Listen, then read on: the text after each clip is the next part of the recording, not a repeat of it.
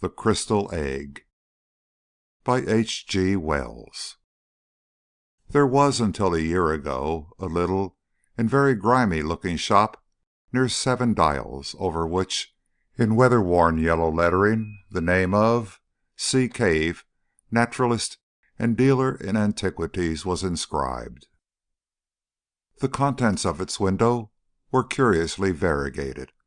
They comprised some elephant tusks and an imperfect set of chessmen, beads and weapons, a box of eyes, 2 skulls of tigers and 1 human, several moth-eaten stuffed monkeys, 1 holding a lamp, an old-fashioned cabinet, a fly-blown ostrich egg or so, some fishing tackle, and an extraordinarily dirty, empty glass fish tank.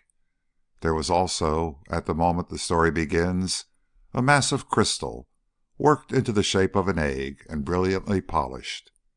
And at that, 2 people who stood outside the window were looking, one of them a tall, thin clergyman, the other a black-bearded young man of dusky complexion and unobtrusive costume.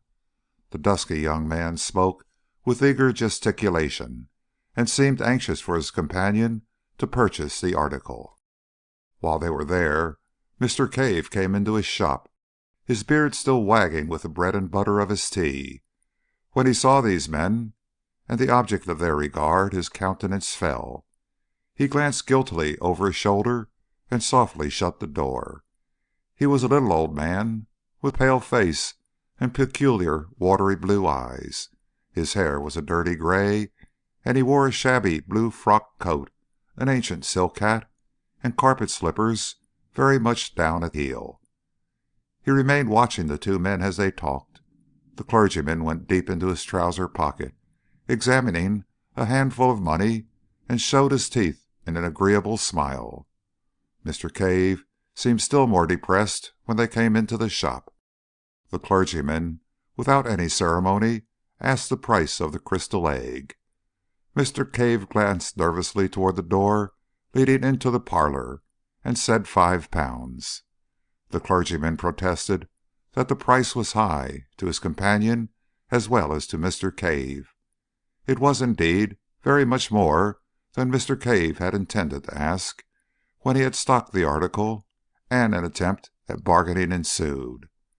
Mr. Cave stepped to the shop door and held it open. £5 is my price, he said, as though he wished to save himself the trouble of unprofitable discussion. As he did so, the upper portion of a woman's face appeared above the blind in the glass upper panel of the door leading into the parlor, and stared curiously at the 2 customers. £5 is my price, said Mr. Cave, with a quiver in his voice. The swarthy young man had so far remained a spectator, watching Cave keenly. Now he spoke. "Give him £5, he said.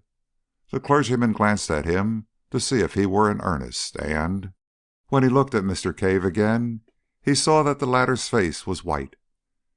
"It's a lot of money," said the clergyman, and, diving into his pocket, began counting his resources. He had little more than 30 shillings, and he appealed to his companion, with whom he seemed to be on terms of considerable intimacy.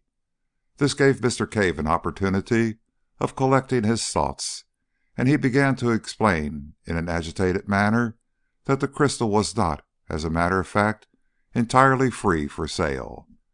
His 2 customers were naturally surprised at this, and inquired why he had not thought of that before he began to bargain. Mr. Cave became confused, but he stuck to his story. The crystal was not in the market that afternoon, that a probable purchaser of it had already appeared. The 2, treating this as an attempt to raise the price still further, made as if they would leave the shop. But at this point the parlor door opened, and the owner of the dark fringe and the little eyes appeared. She was a coarse-featured, corpulent woman, younger and very much larger than Mr. Cave. She walked heavily, and her face was flushed. "That crystal is for sale," she said, "and £5 is a good enough price for it. I can't think what you're about, Cave, not to take the gentleman's offer."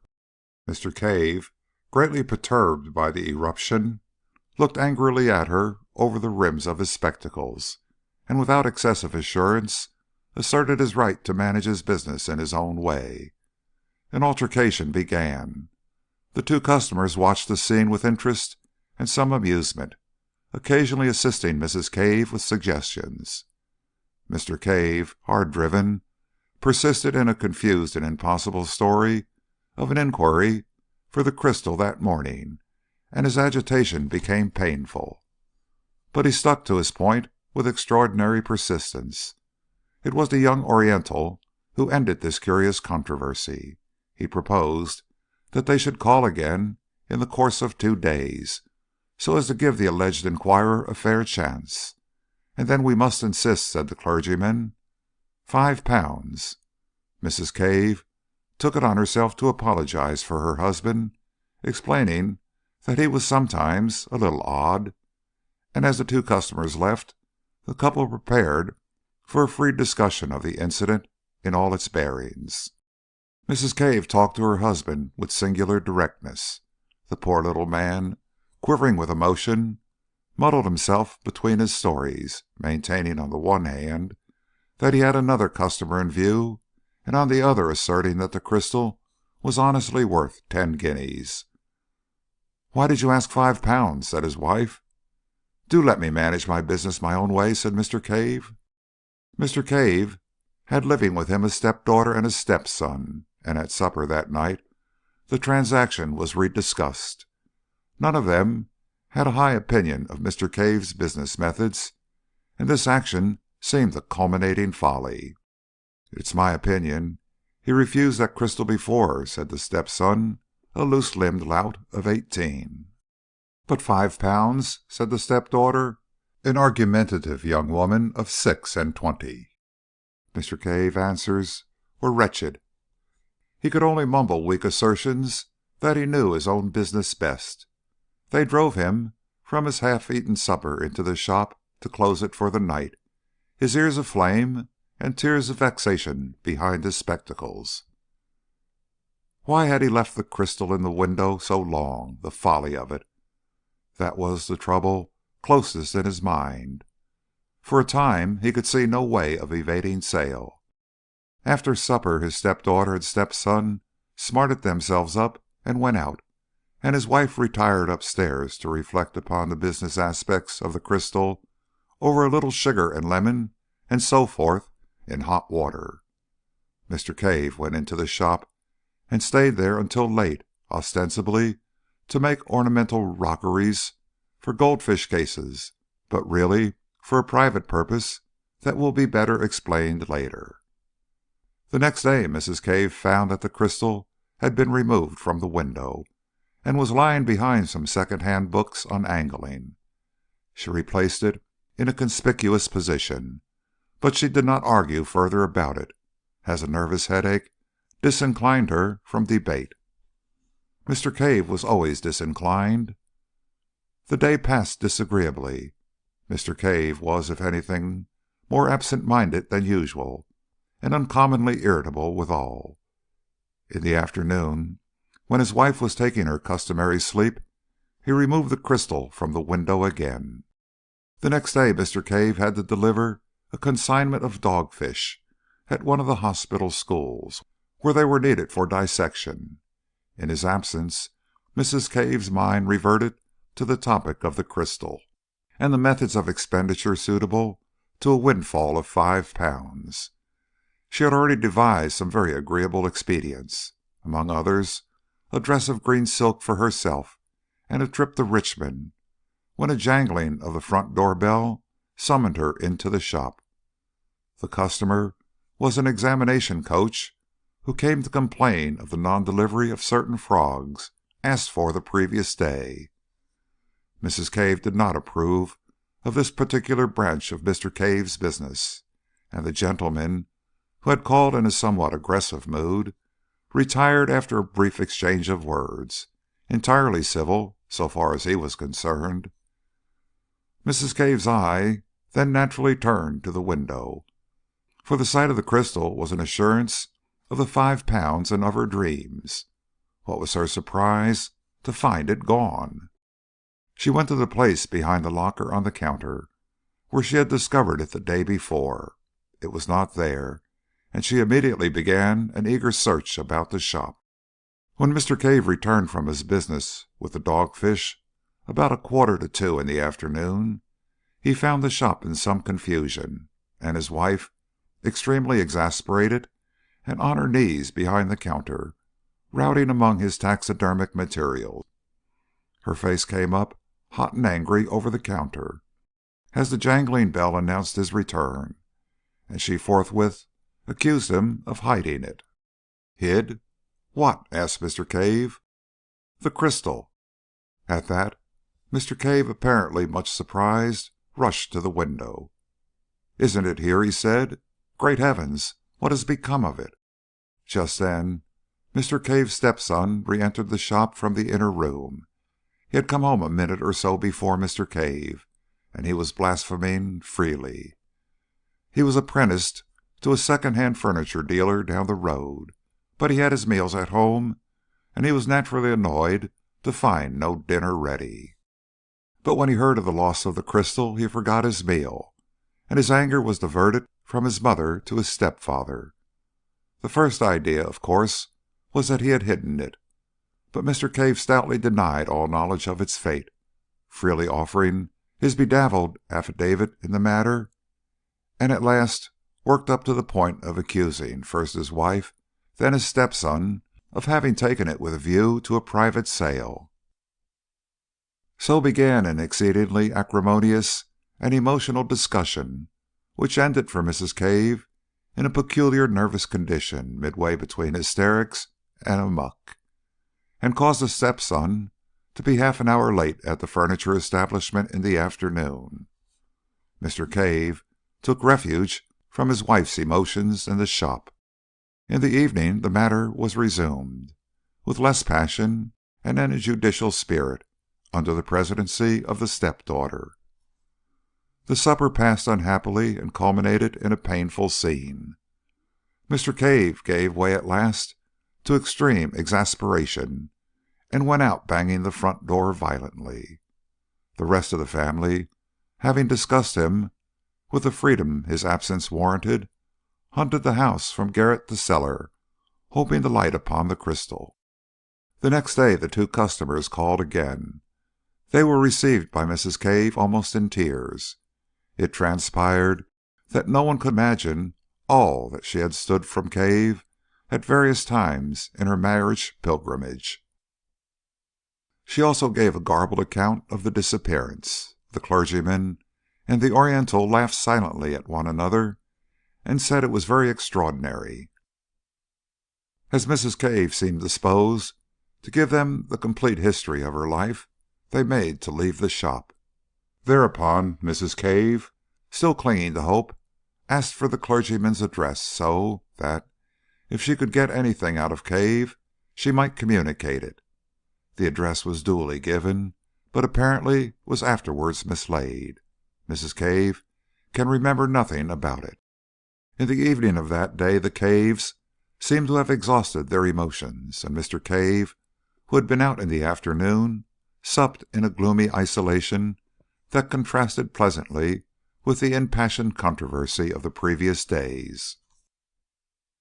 For some time matters were badly strained in the Cave household, but neither crystal nor customer reappeared. Now, without mincing the matter, we must admit that Mr. Cave was a liar. He knew perfectly well where the crystal was. It was in the rooms of Mr. Jacoby Wace, assistant demonstrator at St. Catherine's Hospital, Westbourne Street. It stood on the sideboard partially covered by a black velvet cloth, and beside a decanter of American whiskey. It was from Mr. Wace, indeed, that the particulars upon which this narrative is based were derived. Cave had taken off the thing to the hospital, hidden in the dogfish sack, and there had pressed the young investigator to keep it for him. Mr. Wace was a little dubious at first. His relationship to Cave was peculiar. He had a taste for singular characters, and he had more than once invited the old man to smoke and drink in his rooms, and to unfold his rather amusing views of life in general and of his wife in particular. Mr. Wace had encountered Mrs. Cave, too, on occasions when Mr. Cave was not at home to attend to him. He knew the constant interference to which Cave was subjected, and having weighed the story judiciously, he decided to give the crystal a refuge. Mr. Cave promised to explain the reasons for his remarkable affection for the crystal more fully on a later occasion, but he spoke distinctly of seeing visions therein. He called on Mr. Wace the same evening. He told a complicated story. The crystal, he said, had come into his possession with other oddments at the forced sale of another curiosity dealer's effects, and not knowing what its value might be, he had ticketed it at 10 shillings. It had hung upon his hands at that price for some months, and he was thinking of reducing the figure when he made a singular discovery. At that time his health was very bad, and it must be borne in mind that, throughout all this experience, his physical condition was one of ebb, and he was in considerable distress by reason of the negligence, the positive ill treatment, he received from his wife and stepchildren. His wife was vain, extravagant, unfeeling, and had a growing taste for private drinking. His stepdaughter was mean and overreaching, and his stepson had conceived a violent dislike for him and lost no chance of showing it. The requirements of his business pressed heavily upon him, and Mr. Wace does not think that he was altogether free from occasional intemperance.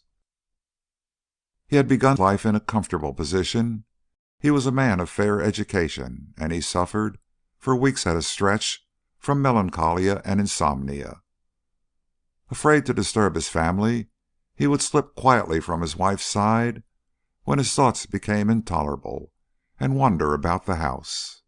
And about 3 o'clock one morning, late in August, chance directed him into the shop. The dirty little place was impenetrably black, except in one spot, where he perceived an unusual glow of light. Approaching this, he discovered it to be the crystal egg, which was standing on the corner of the counter towards the window. A thin ray smote through a crack in the shutters, impinged upon the object, and seemed, as it were, to fill its entire interior.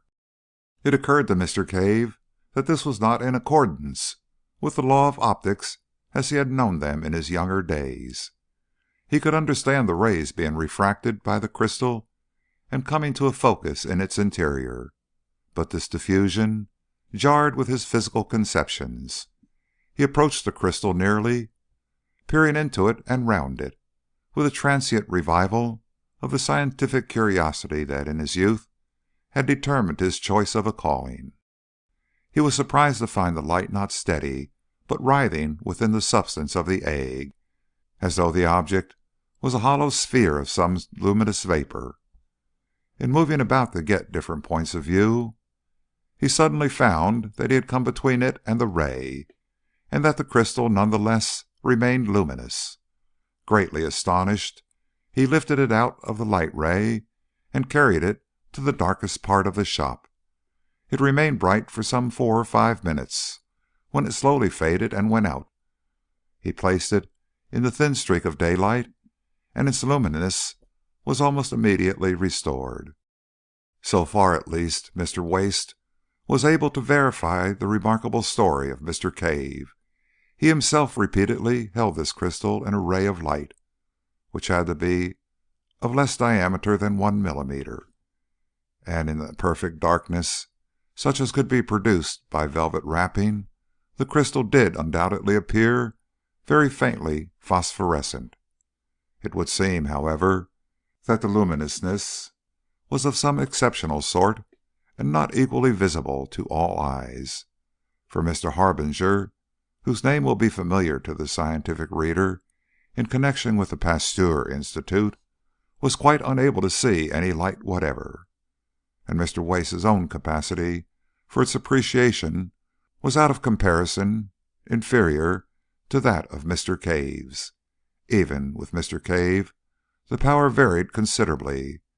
His vision was most vivid during states of extreme weakness and fatigue. Now, from the outset, this light in the crystal exercised a curious fascination upon Mr. Cave, and it says more for his loneliness of soul than a volume of pathetic writing could do. But he told no human being of his curious observations. He seems to have been living in such an atmosphere of petty spite that to admit the existence of a pleasure would have been to risk the loss of it. He found that as the dawn advanced and the amount of diffused light increased, the crystal became to all appearance non-luminous, and for some time he was unable to see anything in it except at night time in dark corners of the shop. But the use of the old velvet cloth, which he used as a background for a collection of minerals, occurred to him, and by doubling this and putting it over his head and hands, he was able to get a sight of the luminous movement within the crystal even in the daytime. He was very cautious lest he should be thus discovered by his wife, and he practiced this occupation only in the afternoons while she was asleep upstairs, and then circumspectly in a hollow under the counter. And one day, turning the crystal about in his hands, he saw something. It came and went like a flash, but it gave him the impression that the object had for a moment opened to him the view of a wide and spacious and strange country, and turning it about, he did, just as the light faded, see the same vision again. Now it would be tedious and unnecessary to state all the phases of Mr. Cave's discovery from this point. Suffice that the effect was this: the crystal, being peered into at an angle of about 137 degrees from the direction of the illuminating ray, gave a clear and consistent picture of a wide and peculiar countryside. It was not dreamlike at all. It produced a definite impression of reality, and the better the light, the more real and solid it seemed. It was a moving picture, that is to say, certain objects moved in it, but slowly, in an orderly manner like real things, and according as the direction of the lighting and vision changed, the picture changed also. It must, indeed, have been like looking through an oval glass at a view and turning the glass about to get at different aspects. Mr. Cave's statements, Mr. Wace assures me, were extremely circumstantial and entirely free of any of that emotional quality that taints hallucinatory impressions. But it must be remembered that all the efforts of Mr. Wace to see any similar clarity in the faint opalescence of the crystal were wholly unsuccessful, try as he would. The difference in intensity of the impressions received by the two men was very great, and it is quite conceivable that what was a view to Mr. Cave was a mere blurred nebulosity to Mr. Wace. The view, as Mr. Cave described it, was invariably of an extensive plain, and he seemed always to be looking at it from a considerable height, as if from a tower or a mast. To the east and to the west the plain was bounded at remote distance by vast reddish cliffs, which reminded him of those he had seen in some picture, but what the picture was, Mr. Wace was unable to ascertain. These cliffs passed north and south. He could tell the points of the compass by the stars that were visible of a night, receding in an almost illimitable perspective and fading into the mist of the distance before they met. He was nearer the eastern set of cliffs. On the occasion of his first vision, the sun was rising over them, and black against the sunlight and pale against their shadows appeared a multitude of soaring forms that Mr. Cave regarded as birds. A vast range of buildings spread below him. He seemed to be looking down upon them, and as they approached the blurred and refracted edge of the picture, they became indistinct. There were also trees, curious in shape and in coloring, a deep mossy green and an exquisite gray, beside a wide and shining canal, and something great and brilliantly colored flew across the picture. But the first time Mr. Cave saw these pictures, he saw only in flashes. His hands shook, his head moved, the vision came and went, and grew foggy and indistinct, and at first he had the greatest difficulty in finding the picture again once the direction of it was lost. His next clear vision, which came about a week after the first, the interval having yielded nothing but tantalizing glimpses and some useful experience, showed him the view down the length of the valley. The view was different, but he had a curious persuasion, which his subsequent observations abundantly confirmed, that he was regarding this strange world from exactly the same spot, although he was looking in a different direction. The long facade of the great building, whose roof he had looked down upon before, was now receding in perspective. He recognized the roof. In the front of the facade was a terrace of massive proportions and extraordinary length, and down the middle of the terrace, at certain intervals, stood huge but very graceful masts, bearing small shiny objects which reflected the setting sun. The import of these small objects did not occur to Mr. Cave until some time after, as he was describing the scene to Mr. Wace. The terrace overhung a thicket of the most luxuriant and graceful vegetation, and beyond this was a wide grassy lawn on which certain broad creatures, in form like beetles but enormously larger, reposed. Beyond this again was a richly decorated causeway of pinkish stone, and beyond that, all lined with dense red weeds, and passing up the valley exactly parallel with the distant cliffs, was a broad and mirror-like expanse of water. The air seemed full of squadrons of great birds, maneuvering in stately curves, and across the river was a multitude of splendid buildings, richly colored and glittering with metallic tracery and facets, among a forest of moss-like and lichenous trees. And suddenly something flapped repeatedly across the vision, like the fluttering of a jeweled fan or the beating of a wing, and a face, or rather the upper part of a face, with very large eyes, came, as it were, close to his own, and as if on the other side of the crystal.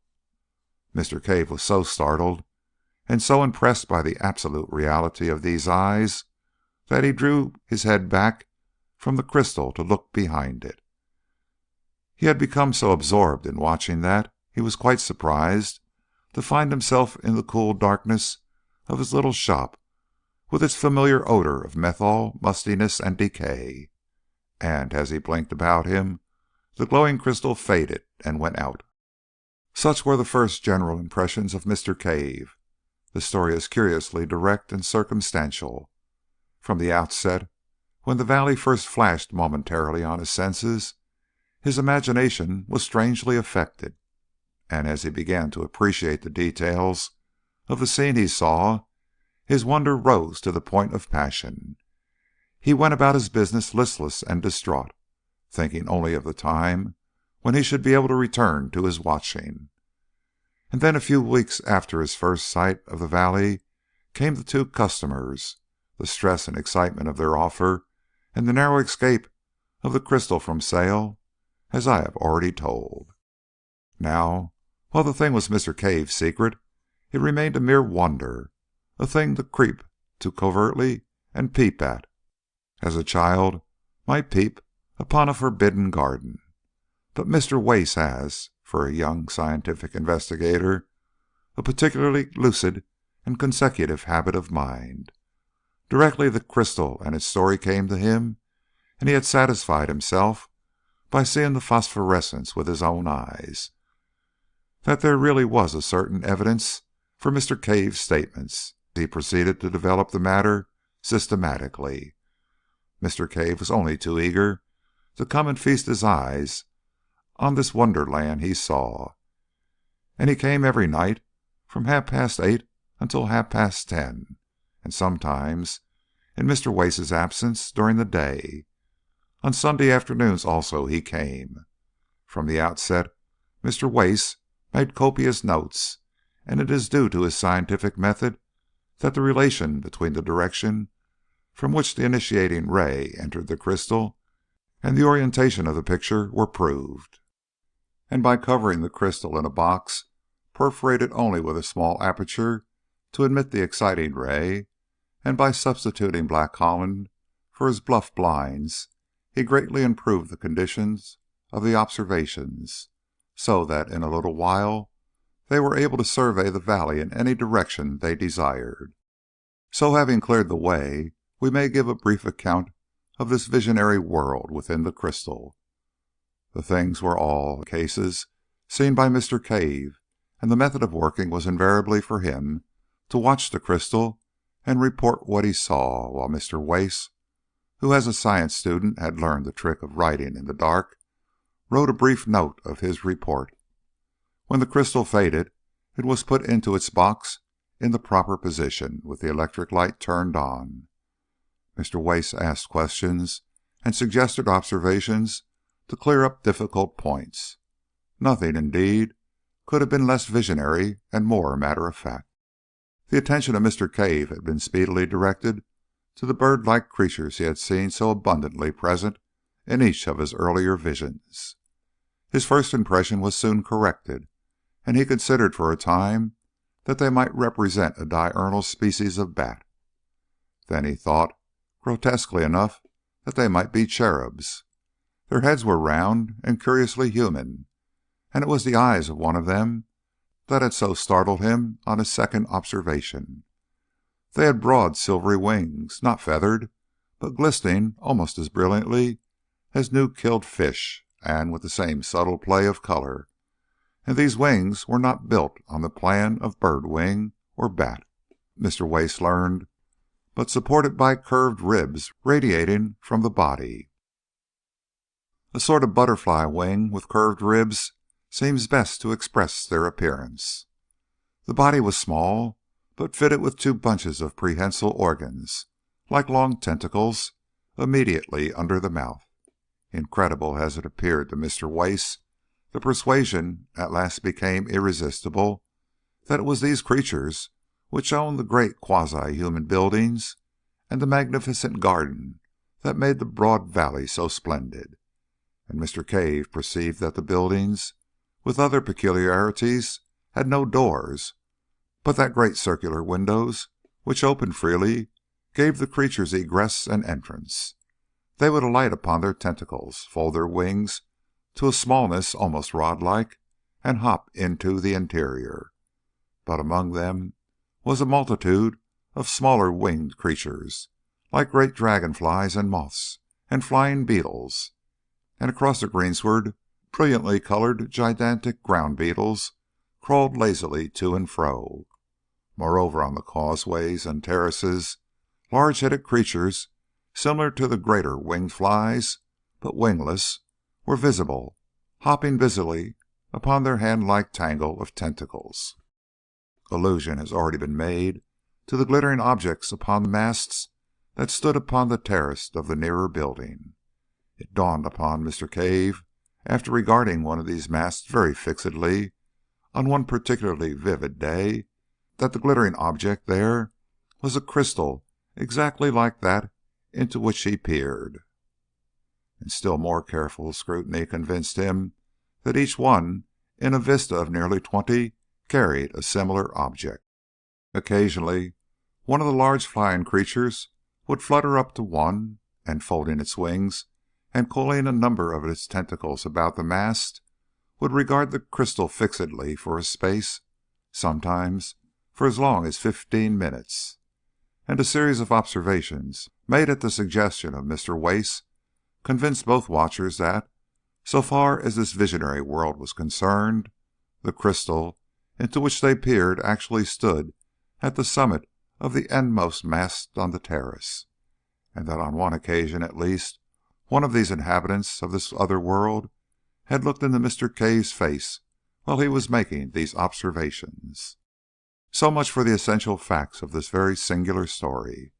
Unless we dismiss it all as the ingenious fabrication of Mr. Wace, we have to believe one of two things.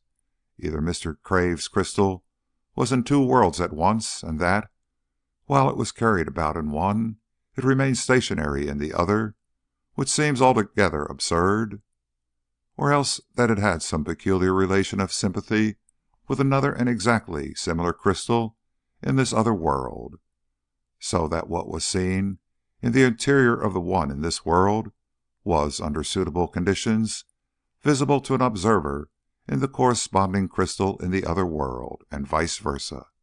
At present, indeed, we do not know of any way in which two crystals could so come en rapport, but nowadays we know enough to understand that the thing is not altogether impossible.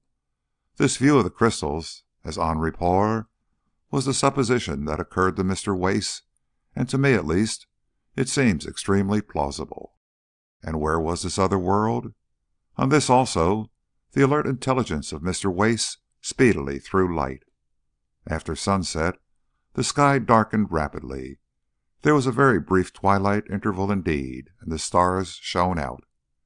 They were recognizably the same as those we see arranged in the same constellations. Mr. Cave recognized the Bear, the Pleiades, Aldebaran, and Sirius, so that the other world must be somewhere in the solar system, and at the utmost only a few hundreds of millions of miles from our own. Following up this clue, Mr. Wace learned that the midnight sky was a darker blue even than our midwinter sky, and that the sun seemed a little smaller, and there were two small moons, like our moon but smaller, and quite differently marked, one of which moved so rapidly that its motion was clearly visible as one regarded it. These moons were never high in the sky, but vanished as they rose, that is, every time they revolved, they were eclipsed because they were so near their primary planet. And all this answered quite completely, although Mr. Cave did not know it, to what must be the condition of things on Mars. Indeed, it seemed an exceedingly plausible conclusion that, peering into this crystal, Mr. Cave did actually see the planet Mars and its inhabitants. And if this be the case, then the evening star that shone so brilliantly in the sky of that distant vision was neither more nor less than our own familiar Earth. For a time the Martians, if they were Martians, do not seem to have known of Mr. Cave's inspection. Once or twice one would come to peer and go away very shortly to some other mast, as though the vision were unsatisfactory. During this time Mr. Cave was able to watch the proceedings of these winged people without being disturbed by their attentions, and although his report is necessarily vague and fragmentary, it is nevertheless very suggestive. Imagine the impression of humanity a Martian observer would get who, after a difficult process of preparation and with considerable fatigue to the eyes, was able to peer at London from the steeple of St. Martin's Church for stretches, at longest, of 4 minutes at a time. Mr. Cave was unable to ascertain if the winged Martians were the same as the Martians who hopped about the causeways and terraces, and if the latter could put on wings at all. He several times saw certain clumsy bipeds, dimly suggestive of apes, white and partially translucent, feeding among certain of the lichenous trees, and once some of these fled before one of the hopping, round-headed Martians. The latter caught one in its tentacles, and then the picture faded suddenly and left Mr. Cave most tantalizingly in the dark. On another occasion, a vast thing that Mr. Cave thought at first was some gigantic insect appeared advancing along the causeway beside the canal with extraordinary rapidity. As this drew nearer, Mr. Cave perceived that it was a mechanism of shining metals and of extraordinary complexity, and then when he looked again it had passed out of sight. After a time Mr. Wace aspired to attract the attention of the Martians, and the next time that the strange eyes of one of them appeared close to the crystal, Mr. Cave cried out and sprang away, and they immediately turned on the light and began to gesticulate in a manner suggestive of signaling. But when at last Mr. Cave examined the crystal again, the Martian had departed. Thus far these observations had progressed in early November, and then Mr. Cave, feeling that the suspicions of his family about the crystal were allayed, began to take it to and fro with him in order that, as occasions arose in the daytime or night, he might comfort himself with what was fast becoming the most real thing in his existence. In December, Mr. Wace's work in connection with the forthcoming examination became heavy. The sittings were reluctantly suspended for a week, and for 10 or 11 days, he is not quite sure which, he saw nothing of Cave. He then grew anxious to resume these investigations, and, the stress of his seasonable labors being abated, he went down to Seven Dials. At the corner he noticed a shutter before a bird fancier's window, and then another at a cobbler's. Mr. Cave's shop was closed. He rapped, and the door was opened by the stepson in black. He had once called Mrs. Cave, who was, Mr. Wace could not but observe, in cheap but ample widow's weeds of the most imposing pattern.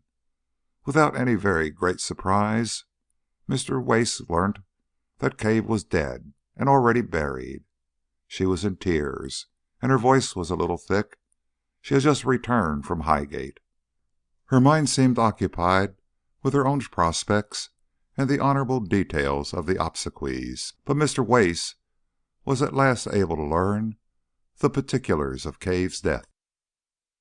He had been found dead in his shop in the early morning, the day after his last visit to Mr. Wace, and the crystal had been clasped in his stone-cold hands. His face was smiling, said Mrs. Cave, and the velvet cloth from the minerals lay on the floor at his feet. He must have been dead 5 or 6 hours when he was found. This came as a great shock to Wace, and he began to reproach himself bitterly for having neglected the plain symptoms of the old man's ill health. But his chief thought was of the crystal. He approached that topic in a gingerly manner because he knew Mrs. Cave's peculiarities. He was dumbfounded to learn that it was sold. Mrs. Cave's first impulse, directly Cave's body had been taken upstairs, had been to write to the mad clergyman who had offered £5 for the crystal, informing him of its recovery. But after a violent hunt, in which her daughter joined her, they were convinced of the loss of his address. As they were without the means required to mourn and bury Cave in the elaborate style the dignity of an old Seven Dials inhabitant demands, they had appealed to a friendly fellow tradesman in Great Portland Street. He had very kindly taken over a portion of the stock at a valuation. The valuation was his own, and the crystal egg was included in one of the lots. Mr. Wace, after a few suitable consolatory observations, a little off-handedly proffered perhaps, hurried at once to Great Portland Street, but there he learned that the crystal egg already had been sold to a tall, dark man in gray, and there the material facts in this curious, and to me at least very suggestive, story come abruptly to an end. The Great Portland Street dealer did not know who the tall, dark man in gray was, nor had he observed him with sufficient attention to describe him minutely. He did not even know which way this person had gone after leaving the shop. For a time Mr. Wace remained in the shop, trying the dealer's patience with hopeless questions, venting his own exasperation, and at last, realizing abruptly that the whole thing had passed out of his hands, had vanished like a vision of the night. He returned to his own rooms, a little astonished to find the notes he had made still tangible and visible upon his untidy table. His annoyance and disappointment were naturally very great. He made a second call, equally ineffectual, upon the Great Portland Street dealer, and he resorted to advertisements in such periodicals as were likely to come into the hands of a bric-a-brac collector. He also wrote letters to the Daily Chronicle and Nature, but both these periodicals, suspecting a hoax, asked him to reconsider his action before they printed, and he was advised that such a strange story, unfortunately so bare of supporting evidence, might imperil his reputation as an investigator. Moreover, the calls of his proper work were urgent, so that after a month or so, save for an occasional reminder to certain dealers, he had reluctantly to abandon the quest for the crystal egg, and from that day to this it remains undiscovered. Occasionally, however, he tells me, and I can quite believe him, he has bursts of zeal, into which he abandons his more urgent occupation and resumes the search. Whether or not it will remain lost forever, with the material and origin of it, are things equally speculative at the present time. If the present purchaser is a collector, one would have expected the inquiries of Mr. Wace to have reached him through the dealers. He has been able to discover Mr. Cave's clergyman and Oriental, no other than the Reverend James Parker and the young Prince of Bosokuni in Java. I am obliged to them for certain particulars. The object of the Prince was simply curiosity and extravagance. He was so eager to buy because Cave was so oddly reluctant to sell. It is just as possible that the buyer in the second instance was simply a casual purchaser and not a collector at all. And the crystal egg, for all I know, may at the present moment be within a mile of me, decorating a drawing-room or serving as a paper-weight, its remarkable functions all unknown. Indeed, it is partly with the idea of such a possibility that I have thrown this narrative into a form that will give it a chance of being read by the ordinary consumer of fiction. My own ideas in the matter are practically identical with those of Mr. Wace. I believe the crystal on the mast in Mars and the crystal egg of Mr. Cave's to be in some physical but at present quite inexplicable way en rapport, and we both believe further that the terrestrial crystal must have been, possibly at some remote date, sent hither from that planet in order to give the Martians a near view of our affairs. Possibly the fellows to the crystals in the other masts are also on our globe.